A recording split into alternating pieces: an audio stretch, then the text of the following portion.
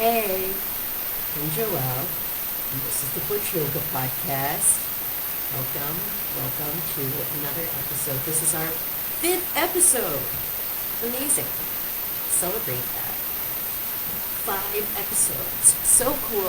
We're really rolling now, getting into some good stuff, and it's like so funny because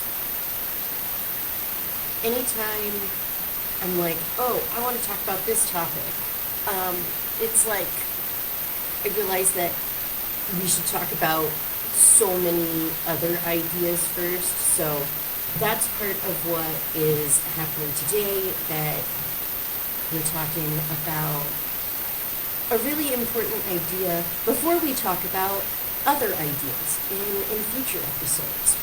I totally had a different plan for what we were going to talk about today.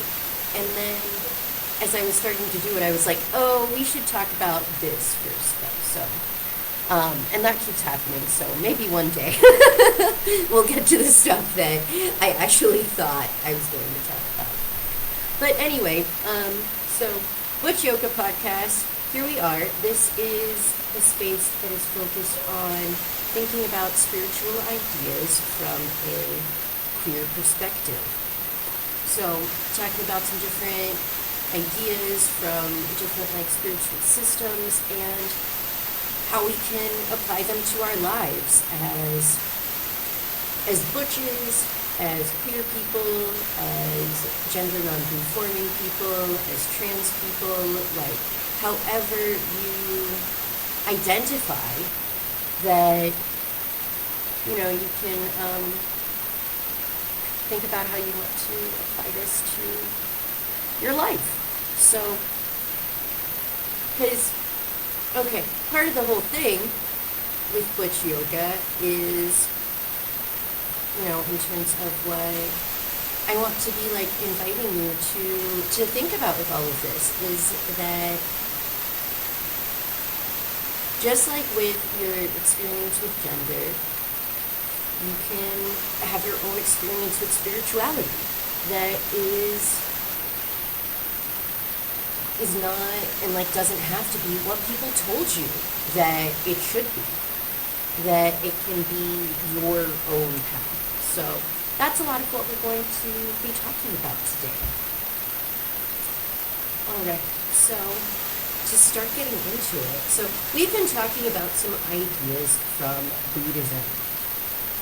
The past 2 episodes, we had a 2-parter where we talked about the idea of wabi-sabi, which is a Japanese word from Zen Buddhism, and it's about how things are temporary, and because of that, they're always changing, but that as they're changing, we can appreciate the beauty of the phase that something is in. Because it is just this, moment of being a certain way and appreciating that. It's kind of one example that we gave, which I'm not going to go so into wabi-sabi because I already talked about that for more than 2 hours, so you can check those episodes, but just for a quick reminder, that it's seeing that something's not going to last and appreciating the preciousness of it. So one example was of a baby, a toddler, who's just beginning to take their first steps. And that to the caregiver of that child, those steps are so precious. Just seeing those little steps that are wonky, they're not the caregiver isn't appreciating those steps because they're wow, those are excellent steps. Those are perfect. That is a perfect example of what steps should look like. No, they appreciate it because they are just part of the process of that child getting to walk more confidently. So So that's like wabi sabi. It's like appreciating the beauty and like the kind of perfection in a way, even in what seems not perfect. Like those little baby steps don't seem perfect compared to, if you looked at an adult who is walking in like with perfect posture and everything. Like, no, the baby steps don't seem perfect, but they are perfect in like being part of the process along the way. Okay. So, getting into Buddhism more. And as I get into that, I want to real quick just tell you a little bit about some of my experience with Buddhism, because you might be like, Joelle, who the hell are you to be like talking about Buddhism? Like, what? And that's fair enough. Good for you for asking those questions, because, like, seriously, no, that's... Now that I said that, I'm like, oh, shit, who am I to be talking about any of this? No, but that's what I'm going to tell you now about some of my background with these ideas and these teachings. So, all right, so when I was in college, a long time ago, how long ago was that? Like 15 years ago or something. I took a couple of classes on Buddhism. And so that was part of what started to get me into it. I took a class on like Buddhism in general, and I took a couple classes on Tibetan Buddhism specifically. And like even I was thinking about like my journey with yoga, and the first times that I did yoga were with a Tibetan Buddhist teacher named Tashi. And I hadn't put that together before, that, my first experiences with yoga were actually from a Buddhist perspective.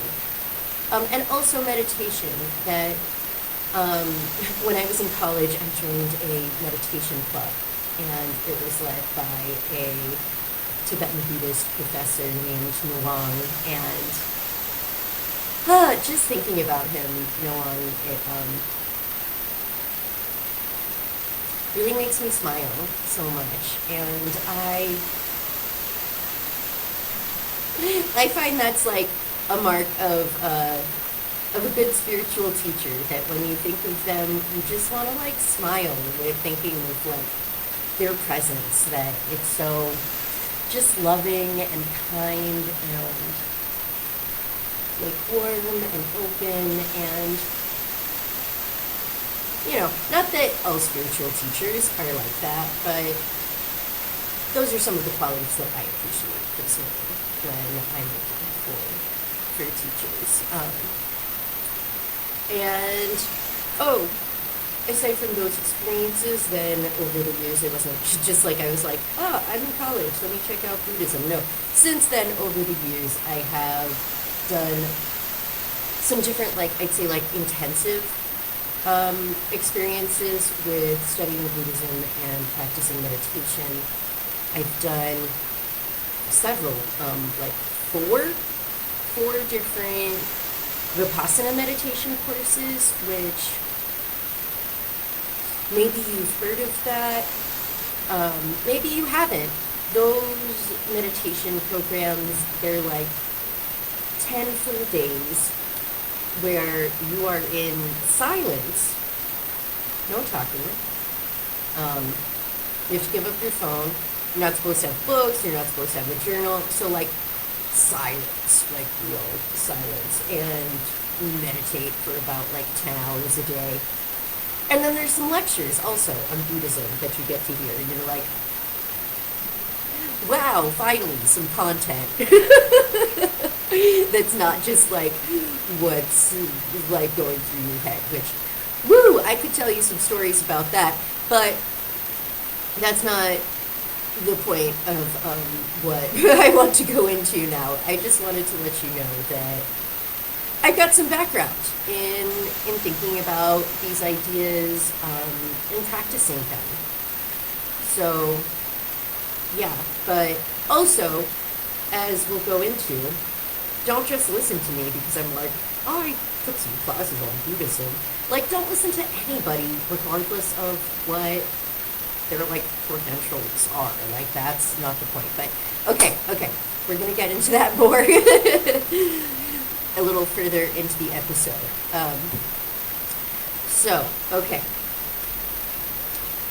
gonna do some quick intro to Buddhism points here because I realized when I was talking about wabi sabi, I said that these are ideas from Buddhism, but I didn't really talk about like what is Buddhism anyway. Like maybe you've heard about Buddhism, but maybe you haven't like looked into it too deeply. Maybe you know like a little bit about it, but I just want to give a little bit of a foundation. And when I say a little bit, really a little bit, because there is so much to say. There's so much to say, and we'll be going into more of it over the course of these episodes. But yeah, I just wanted to give you a quick intro so you're like clear on what we're talking about with Buddhism. So, okay.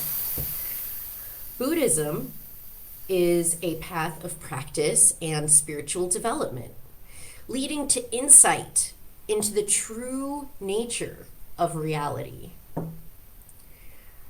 That's cool. Love that. True nature of reality. Like, yeah, let's get more of that going on. Okay, so how do you do that? Well, Buddhist practices like meditation are means of changing yourself in order to develop the qualities of awareness, kindness, and wisdom. I'll say with that point, it's like interesting that it says like changing yourself. And I, just in hearing that, like I had like a little bit of like why should I change myself? What? Like I don't need to change myself. But then it's like, oh, because we want to develop more awareness, kindness, and wisdom. Like, yes, I do want to change myself in those ways. Those do seem like good qualities to develop. And, like let me learn how to do that more. And you might be interested in doing that more too. Like, or consider what qualities do you want to develop in yourself? It's also a question you can ask yourself, like awareness, kindness, wisdom. Those are good ones. But like what qualities are important to you to develop in yourself? You could make a whole list, but I just want to like leave you with that question for now. Okay, so continuing on with points about Buddhism. So Buddhism does not include the idea of worshiping a like creator god, like in Christianity. So a lot of times it's not viewed as a religion in the same way that you might think of religions. And I know that Buddhist ideas, like I know for me, when I was starting to get into Buddhism, like 15 years ago or whatever, I was coming out of a fundamentalist Christian kind of upbringing. So that is part of what appealed to me about Buddhism, was that it's not like this like sky daddy kind of thing who's like, this god you have to believe in. There's more of like an emphasis on wisdom, like how to do these kinds of practical things. But I will say, as I have learned more about Buddhism over the years, I have come to see that in the traditional teachings there is so much about different gods, different like kinds of deities and entities and all kinds of stuff like that. So Buddhism definitely has different like spiritual figures in those kinds of ways. So yeah, I feel like sometimes in the way Buddhism is presented in like the U.S. It's often kind of like sanitized of those more spiritual elements because just the like philosophical parts can seem more approachable, but it's important to remember that the like source material does have a lot of these different kinds of like beings hanging out, which I'm into it personally. I'm like, yeah, let's have more pals to to be dealing with here. Okay. Anyway, could talk so much more about that. Could talk so much more about any of this. Honestly, it's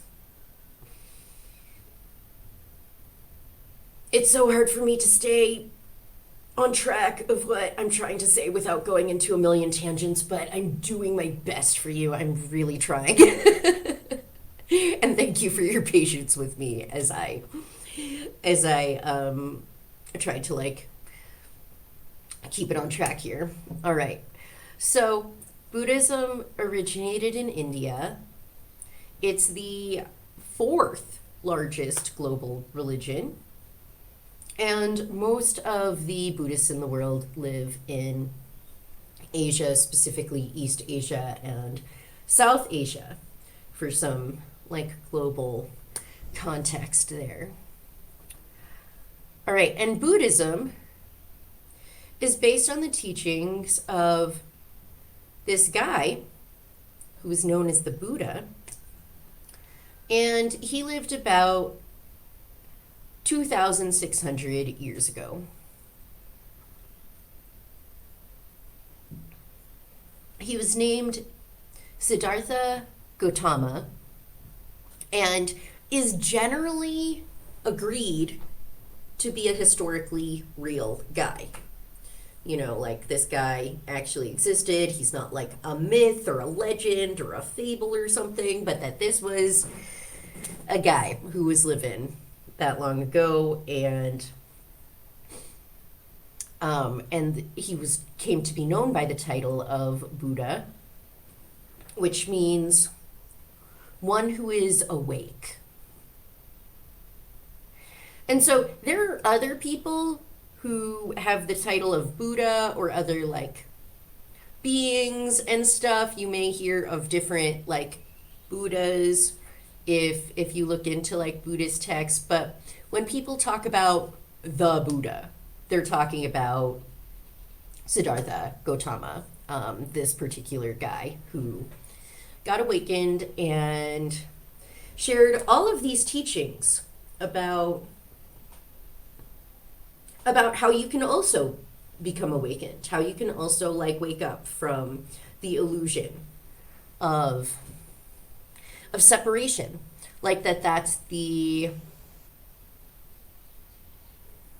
big kind of like trick that we are all experiencing, that it seems like we're separate, but actually we're not. Like it seems like, hey, here I am, I'm here, I'm like in this meat suit here, and you're there in your meat suit. So we're different, right? But Buddha's like, nope, actually, you're connected to everything. And there's a whole lot more to say about all that, you know. I mean, I was just like, oh, by the way, this is the illusion. Here's the answer to it.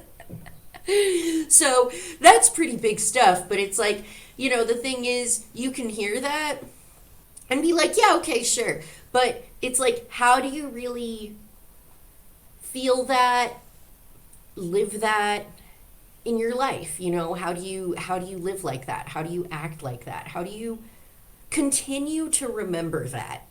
Because that's part of the thing, is that you can know it, but we forget all the time, you know, stuff happens and we forget that that's like what's going on. So that's a lot of what Buddhism is about. Like, how do you get to know that for real, and how do you live like you believe that?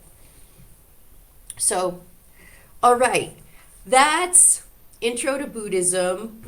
I want to tell you more about Buddha's story too, because it's really what a story. But we're just we just gotta like pick what we're gonna focus on here. And today I want to talk about like this particular idea from the Buddha. So we're not going to talk about his story too much. We're just gonna focus in on a quote from him and break it down kind of like line by line, talk about what that means for you and how you can use that information in your life. Like, what could some dude more than 2,000 years ago say that has anything to do with you? Which, that's a very good question. It's a very good question. Please be skeptical. That's the whole point of the quote that we're going to talk about today. So let's get into it. Wow. If I was more on my podcasting shit, I would put some like sweet like transition music. Like it would be like but I'm not there yet in my editing skills, so you can just imagine that there's some like music as we like move into like the next section of the podcast. I'll just do it. Okay. So now we're going to talk about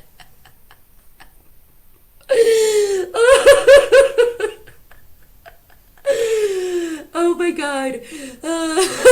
Sorry, that was too funny. I just like made myself laugh too much. I like did not plan that. Um But I was just thinking, I was listening to another podcast and they had such cool like music in between like different little sections, and I was thinking like, oh, that's nice. But I don't know how to do that. So it's like I'll just do it like manually, I'll just make the little sounds. I don't know if I'll continue doing that, but I just thought of it now, and it was fun. Wow, welcome to my mind. It's like what it's like in here. I'm just like, hey, here are my thoughts. Okay. Anyway, we're going to get to the Buddhist thoughts now. So, this is a quote from a text called the Kalama Sutta, which was written in the Pali language, which is a language from India, but I'll be reading it in the English translation. So, okay. First, I'm going to read the full quote and then we'll break it down line by line. So, Buddha says, "Believe nothing merely because you have been told it, or because it is traditional, or because you yourselves have imagined it. Do not believe what your teacher tells you merely out of respect for the teacher.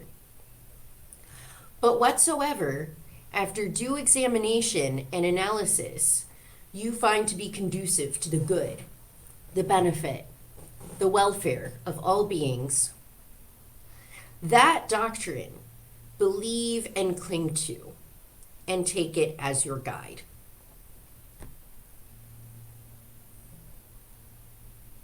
Okay. Cool. I'm going to read it one more time. Whenever I read something from a text, I always like to just like read it through twice because I feel like the first time it's just kind of like landing, but the second time you can kind of like put it together more. So, okay. I'm going to read this one more time. Believe nothing merely because you have been told it, or because it is traditional, or because you yourselves have imagined it. Do not believe what your teacher tells you, merely out of respect for the teacher.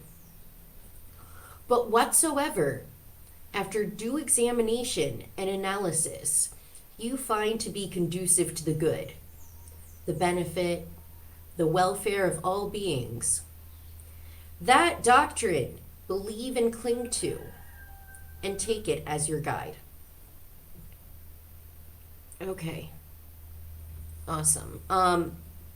Wait, but before I say anything else, first I want to acknowledge that it's pretty funny to be like, well, since the Buddha said this, let's listen to what he's saying. When what he's saying is basically saying, like, don't believe things just because someone said it. So he's like, don't believe things just because someone said it. And I'm like, hey, y'all, listen to this thing the Buddha said. Like, you see how it's kind of funny like that? I thought it was funny. But I'm not like, hey, I believe this just because the Buddha said it. That's not why. It's like I did check in with myself and did my own due examination and analysis. And now you can listen to it and you can do your own examination and analysis of what you think of these ideas. And I want to share some of my thoughts on it. So first, love that he's like, don't believe something just because you were told it or because it's traditional. Like, yes, thank you, Buddha. Let's not just believe things just because someone said it. That's so much of like what we are kind of like expected to do in life, like from when you're like a kid, people tell you things. You're like supposed to believe it, and if you don't, then you're like considered like a troublemaker or something. And then as an adult too, there's certain things that people are like, oh, you're supposed to be doing things this way and think that things are this way. And then if you don't, you're like considered a troublemaker. Which, I mean, this is talking about like spiritual ideas specifically, but I think it can apply to gender so much also. Like, don't believe things just because you were told it or just because it's traditional. Cool. And then this next part I think is really interesting that he says, or because you yourselves have imagined it. Like, what? Wow, that's interesting. I thought, but if I thought doesn't that mean that it's true? And Buddha's like, well, maybe not, like, still, even if it's something that you think, still give it that examination and analysis of if it's like a worthwhile thing to believe. Which, it reminds me of this kind of,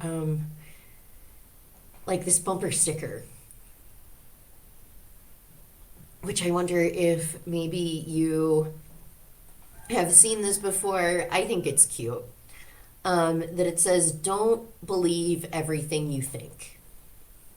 Don't believe everything you think. And I think that's such an important idea because sometimes it can seem like, well, if you think it, then that's your thought.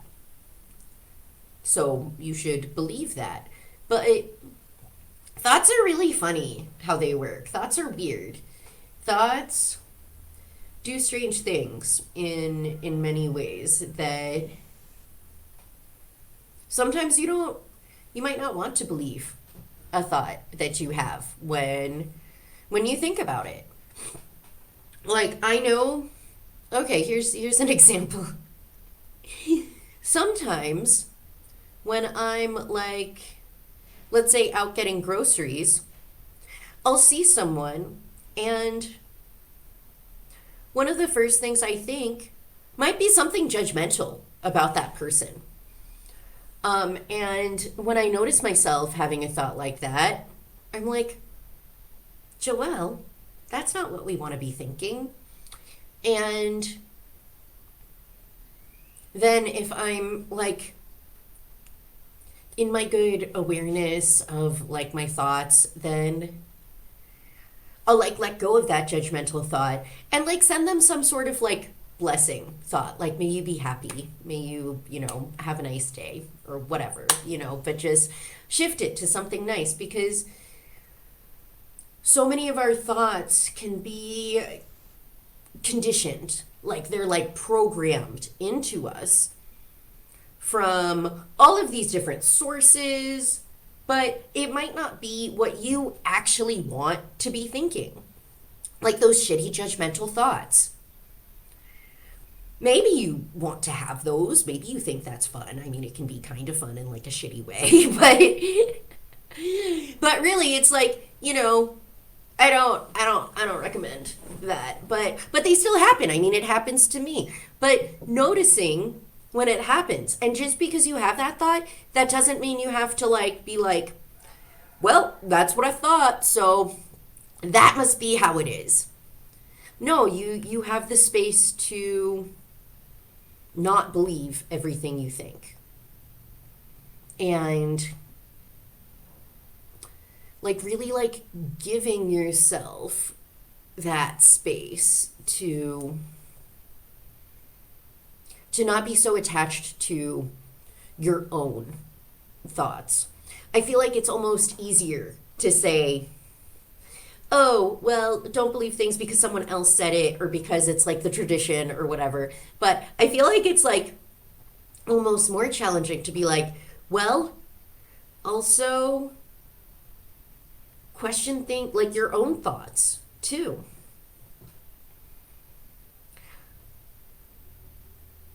It's interesting. Which it's not to say don't trust yourself. Like trust yourself still, and like this is part of how you can build trust with yourself, by really considering, what do you believe?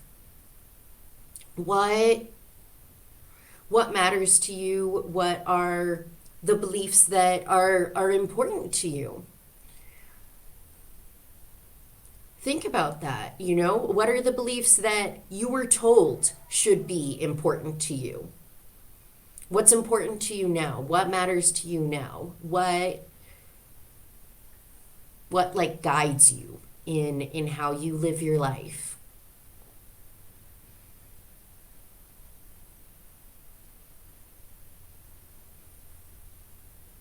Okay. That's good stuff. Let's get back to the quote here too. So, okay, we talked about don't believe things just because someone told you, or because it's traditional, or because you imagined it. Like, that's also not necessarily a valid source of information. Like, it can be, but you want to check in about if it matches up with what you want to be believing. And then he says, do not believe what your teacher tells you merely out of respect for the teacher. And that's a really important one. For anybody who's listening, if you're like, yeah, Joelle is my teacher. First of all, wow, I can't say like, I can't even process that, honestly. It's like, so humbling to me in a way. And also I'm like, wait, like, okay, sure, listen to me, but please don't like listen to me without questioning it. Please question like all the things that I say. I question things that I say all the time. I'm like just constantly fact checking myself. I'm like, I'll say something and be like, wait a second, do I actually believe that? So, yeah, please, any of this stuff that I say on the podcast, do not believe it just because I said it. Like, so, okay, to tell you a little bit about my experience, I have had teachers in the past, not the teachers who I named, the teachers in like the Buddhist practices, they're chill. We didn't have any issues, but there have been different teachers who I have followed and like looked up to them as like spiritual role models. And then, so this hasn't happened to me with like every teacher, but it's definitely happened a couple times that then I find out that they fucked up in some way that like gave me the ick, that I'm like, I don't really like that. I'm not really gonna, keep listening to what you're saying now after that. Like one teacher, oh my gosh, one teacher who I was really into what she shared, and then seemingly like out of nowhere one day she was like, "Oh, everyone is indigenous, including white people." And I was just like, "Oh, okay. No. No, that's not, no, no." And I like never gave her any more money after that. Like I didn't like pay for any more of her programs after she said that, because I was like, I didn't have to do too much checking in with myself to be like, yeah, no, that's not true, or something that I believe. And that's part of why it's so important to be centered in your own sense of what guides you, of what you believe is right. Because then if a teacher says something that you're like, nope, then it's very easy to say no to that. It's harder if you're not as clear on what's guiding you to make those decisions. So yeah, question things for yourself. Question things that I say for yourself. Like, I'm not going to say anything like that, like definitely, but there, it's like hard for me to say this because I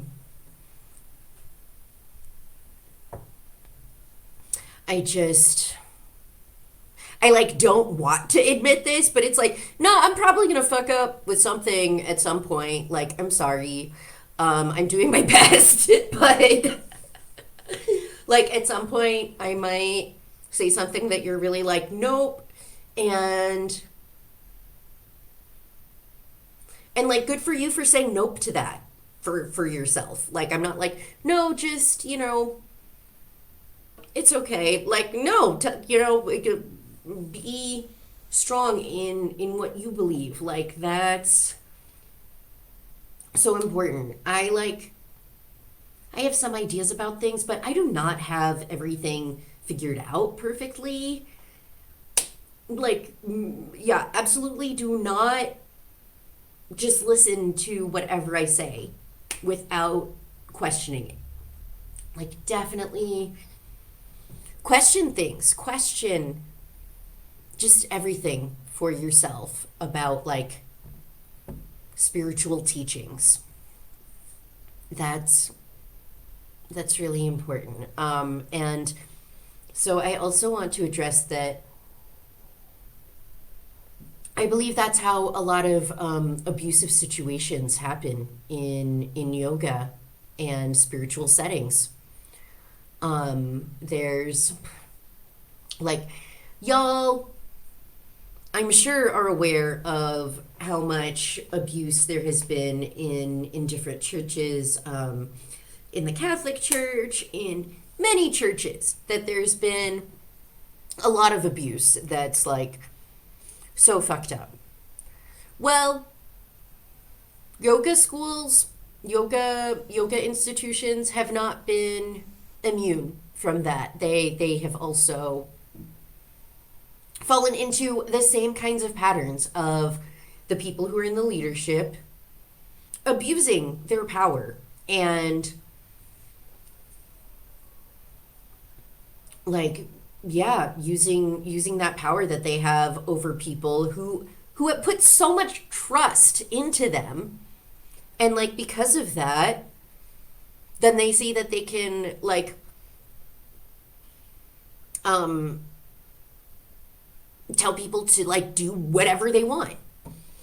And I could really see how that could happen so easily, especially with yoga, where if you're like in yoga classes doing asana, doing the physical practice, doing movements, and you're used to being in a class with this teacher and they're telling you all of these things to do with your body, for how long, they're telling you how to breathe.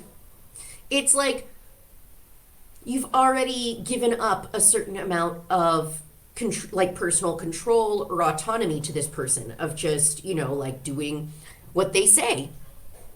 And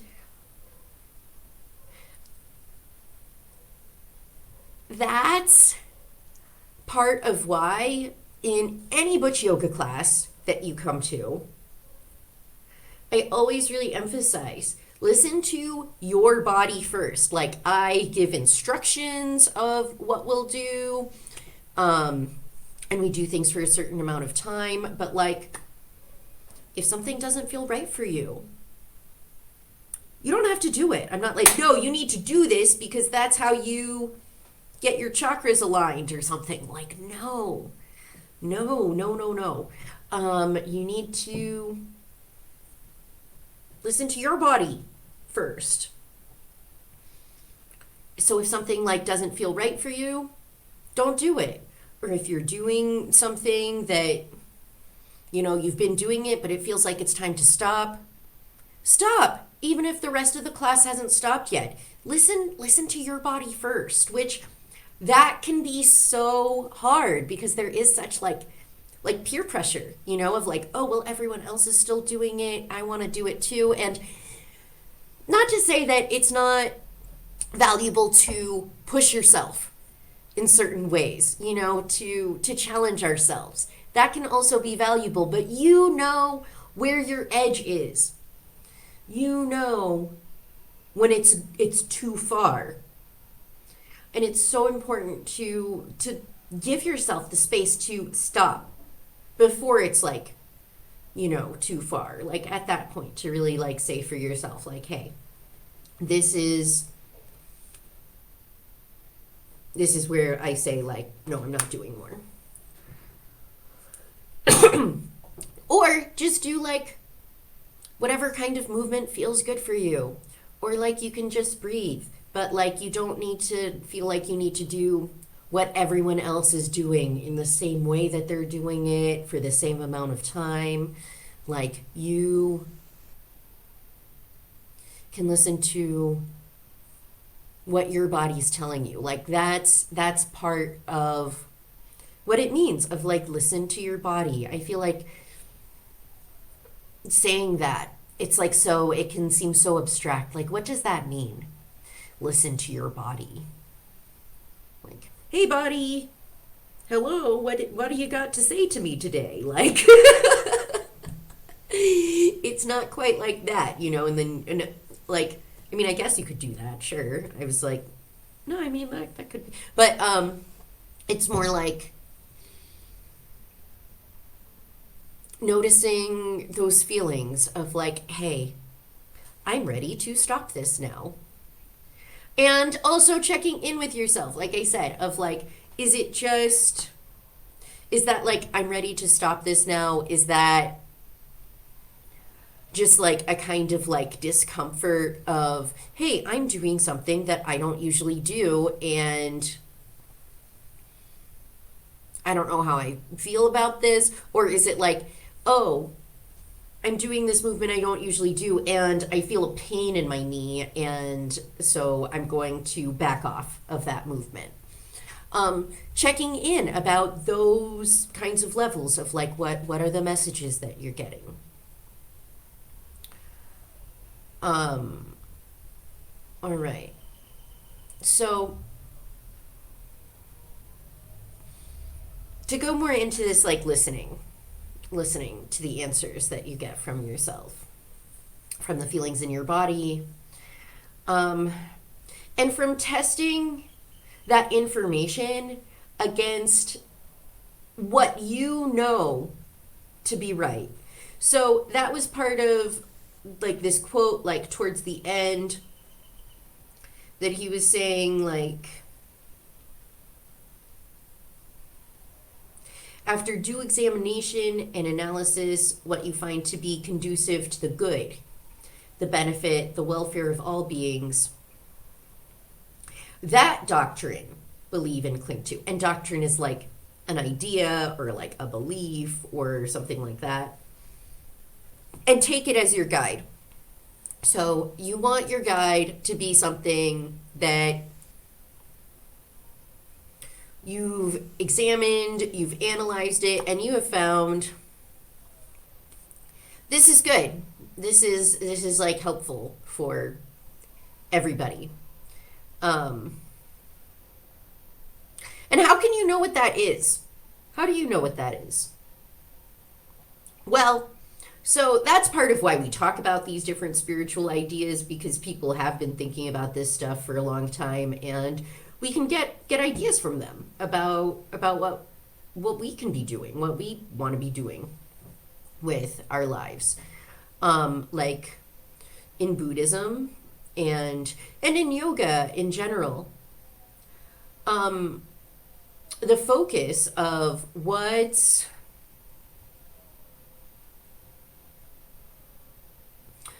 something that's good for the benefit of all beings. One of the big ideas is called ahimsa. Ahimsa, which if you've been in any kind of like yoga classes, maybe you've heard this word before, that it means not doing harm. Not doing harm. And it's a really beautiful idea. But one thing about that is I don't think it's possible. I don't think it's possible. I think that as like a living being, you kind of can't not do some harm along the way. It's an example that I was thinking of is with food. Like, okay, to not do harm, then a lot of people who do yoga and are Buddhist are vegetarian or vegan to reduce the harm that's done to animals. And I think that's really beautiful. But then part of what happens is like, okay, so let's say you're vegan or someone's vegan, but you're still not out of the harm trap. Like there's still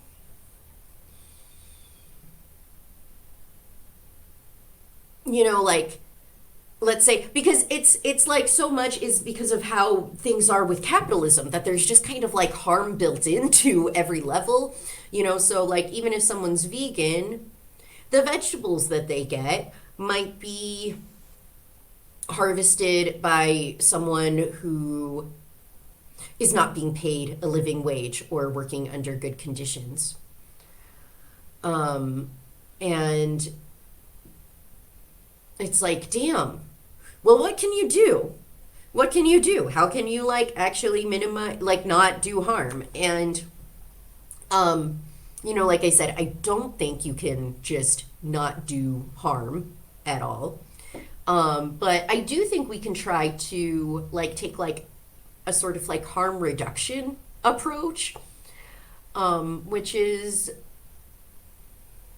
Like, this is where it comes down to you. You deciding what feels right to you. What feels like that's what you know to be right, and doing your best from there. Just doing your best that you can from there, and knowing that you're not going to do it perfectly, but you can do your best with what you know to be right. And realizing that over time, as you get more information, as you learn more, experience more, as the world keeps changing too, those ideas will change over time.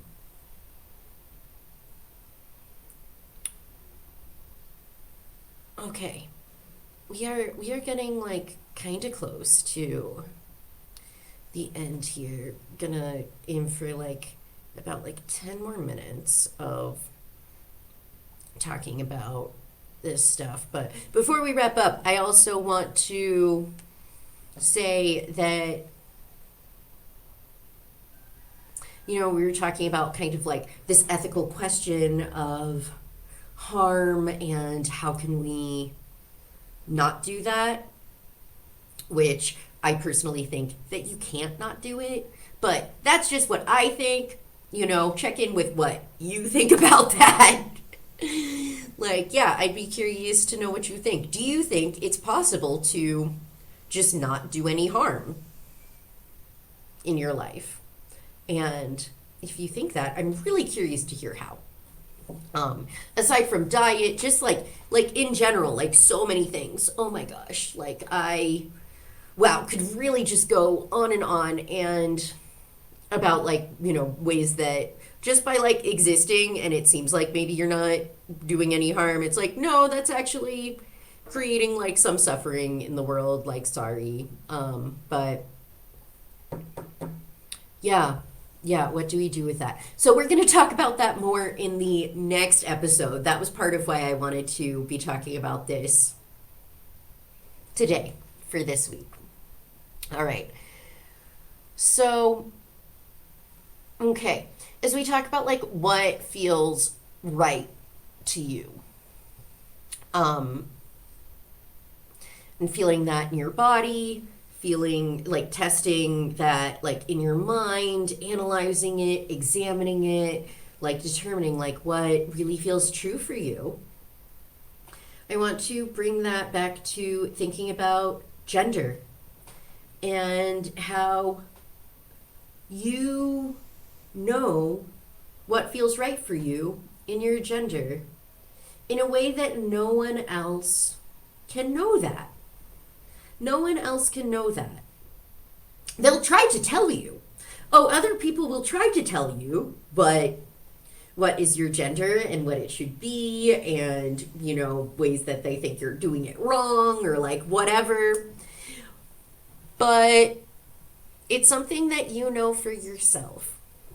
You feel it. You feel what feels right to you. And, maybe it doesn't feel so clear to you. Maybe it feels very clear, or maybe it feels like kind of, I'm not sure exactly. Like there's some uncertainty around it, and that's also fine. But it's like, the point is that it's something only you can know, and no one else can tell you. No one else can tell you. They'll try, but they can't. They can't really know it. And that's how it is with spirituality also. That other people have ideas about what they think it is, and they'll try to put that onto you. But only you can know that for yourself. Whether it feels clear for you or whether it feels kind of uncertain, that it's still something that's just for you.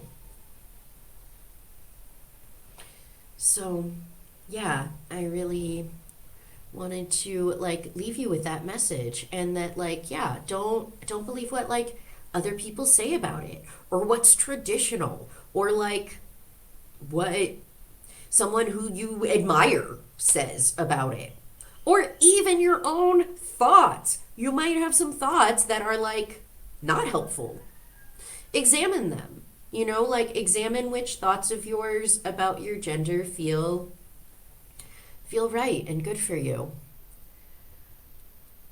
Okay. And so bringing back to like spirituality, like keep doing your best to determine what you believe about life or the world or yourself, or like what messages are you using to guide you in life? What are those messages doing for you? Are they helping you? Do they feel supportive? Or do they feel like they're like grinding you down? Like the beliefs that you have about like how your life is. And so I'd like to invite you to consider like, what would you like to believe about yourself and the world? What supports you in your life, in your relationships with yourself, with people who you want in your life, your relationship with like the world in general? Like what messages support you in that? What like guides you? And like that's what we're doing here with like the Butch Yoga podcast. Like that's really one of the main goals, is to talk about different spiritual ideas without telling you that you should believe any of it. Like, this is not like, hey, here's these ideas, believe them. Like, no. It's like, hey, here's these ideas. What do you think about it? Are they helpful to you? If they're helpful, cool. Use them. If they're not, you don't need to use it. Forget about it. You don't, no, it's fine. Like, I'm not like, no, you need to believe all of it, please. You need to believe everything that I say. No, don't. I don't even believe everything I say. I told you. I like, I'm just constantly like checking in with myself of like, wait, do I believe that? So I really invite you to do that too, to check in with yourself of like, do I believe that? When you have certain thoughts come up, or when you're presented with certain information, like to really consider, like, do you believe that? And if it's something you believe, to ask, like, what's that belief doing for you? Is it helping you to grow in kindness and awareness and wisdom? Like, or whatever matters to you. Like, are your beliefs helping you to grow in the directions that you want? It's an interesting question. Interesting question. Okay, and here's where I say, and if you want to do more, if you want to do some Butch yoga together and hear me tell you things that you can do, but you can, not do them if you don't want, or you can just do them for as long as you want. And you want to do that with a bunch of Butches, and we're all doing yoga together, and we're all like listening to our own inner guide first. Well, I would love to do that with you. That sounds just, honestly, like the best to me. I really love to do that. And you can sign up for the wait list for the Butch Care Club. Butch Care Club is going to be the new offering from Butch Yoga, where we've got a whole bunch of Butches doing yoga together, talking about our feelings and ideas, and like doing like different seasonal rituals together to tune into that kind of stuff. It's going to be really cool. It's going to be really fun. I'm so excited. We've got 37 people on the wait list so far, so that's very exciting to me that that many people are interested in joining this. And if you're also interested, would love to have you there. I'll be sending out more information about all of that soon. And then, you can sign up for the wait list by going to bit.ly/waitlist for the number 4, so waitlist for Butch Care Club, and it's all lowercase. Or you can pop over to the Butch Yoga Instagram account. You can get to the waitlist from the link in the bio. And you can also follow Butch Yoga on Instagram and on YouTube. What's up? If you're watching this on YouTube, hey. Nice to see you. Remember to like and subscribe, all of that kind of stuff that you say on YouTube. If you're listening on Spotify, follow the podcast. If you're feeling generous, you can give it a rating. If you're feeling really generous, you can give it a 5-star rating. That would be cool. That helps. That's like a little thing that you can do that helps if you want to help.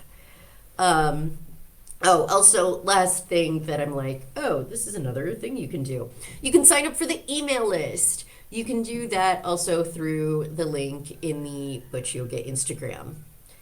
And when you sign up for the email list, you get a really fun,